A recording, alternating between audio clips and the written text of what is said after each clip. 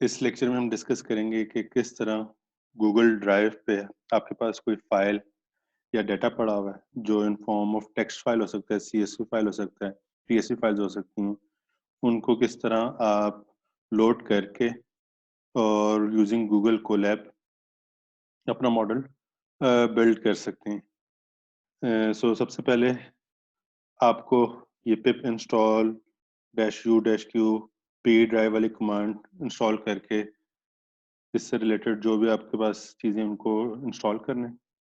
अभी जितनी भी हम इम्प्लीमेंटेशन डिस्कस कर रहे हैं वो है on Google Colab.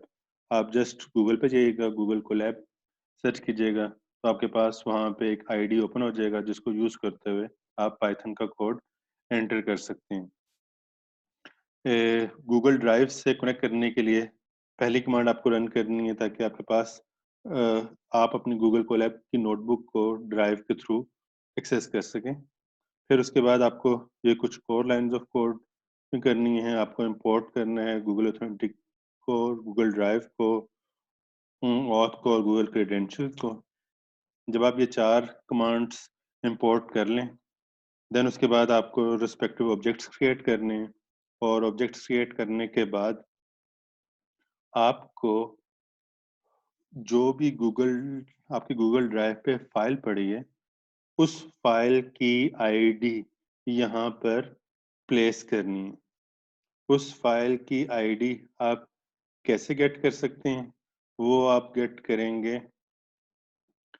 For example ये आपके पास गूगल फाइल है, यहाँ पे आप आइएगा और इस फाइल को क्लिक करके जैसे ही आप इस लिंक को क्लिक करेंगे शेयर, तो ये आईडी इज इक्वल टू के बाद जितना भी पोर्शन आ रहा है आप इसको पेस्ट कीजिएगा और पेस्ट करने कॉपी करने के बाद यहाँ पे पेस्ट कर दीजिएगा तो आपके पास यहाँ पे इस फाइल का आईडी आ जाएगा। देन आप drive dot create file ID इधर पास कीजिएगा और इस फाइल का डाटा आपके पास यहाँ पर आ जाएगा। सिमिलरली अगर आपने मल्टीपल फाइल्स का डाटा रीड करना है, जिस तरह यहाँ पे मैं 2 डिफरेंट फाइल्स का डाटा रीड कर रहा हूँ और 2 डिफरेंट वेरिएबल में स्टोर करवा रहा हूँ। तो जैसे आप इसको रन करेंगे वो आपसे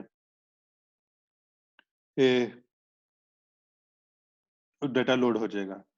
अभी क्योंकि मैं ऑलरेडी रन कर चुका हूँ तो जैसे आप इस पीस ऑफ कोड को रन कर रहे होंगे तो वो आपसे गूगल को ऑथेंटिकेट कराएगा। तो आप उस लिंक पे क्लिक कीजिएगा, लिंक पे क्लिक करके आपके पास नई विंडो ओपन हो जाएगी और वहाँ पे जो एक कोड आ रहा होगा वो आप उसको कॉपी करके उस लिंक पे पेस्ट कीजिएगा। यहाँ पे एक छोटा सा टेक्स्ट बॉक्स आएगा और आप आगे मूव कर लीजिएगा तो ऑटोमेटिकली उसको ऑथेंटिकेट कर देगा। नेक्स्ट, अब हमारे पास गूगल ड्राइव से सारा कनेक्शन और ऑथेंटिकेशन हो चुकी हुई है। अब हम गूगल ड्राइव को यूज करते हुए डेटा लोड कर सकते हैं क्योंकि डेटा ऑलरेडी हमारे पास पड़ा हुआ था यहाँ पे टेक्स्ट फाइल में। और टेक्स्ट फाइल तो मैंने यहाँ पे इंपोर्ट किया आयो को, फिर इंपोर्ट किया पांडास और import Google dot Colab files, फिर pd डॉट रीड CSV किया पांडा के थ्रू जो रीड CSV फाइल्स। और क्योंकि मेरे पास वो टेक्स्ट फाइल आ रही थी और उस टेक्स्ट फाइल के 2 कॉलम्स थे, एक में सेंटेंसेस था और एक लेबल्स था और उनमें जो सेपरेटर था दैट इज टैब। तो यहाँ पे मैंने स्पेसिफिक टैब वो टैब सेपरेटर स्पेसिफाई कर दिया। और अब मेरे पास df अंडरस्कोर डाटा IMDb में IMDb का डाटा लोड हो जाएगा।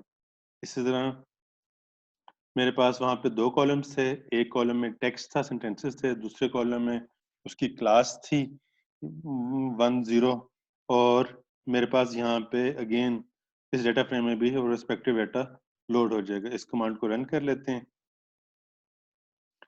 सो अब हम क्या करने लगे हैं, यहाँ पे जो df underscore data dot IMDb dot shape, इसकी शेप करेंगे, चेक करेंगे कि अच्छा इसमें कितने नंबर ऑफ रोज और कितने नंबर ऑफ कॉलम्स हैं।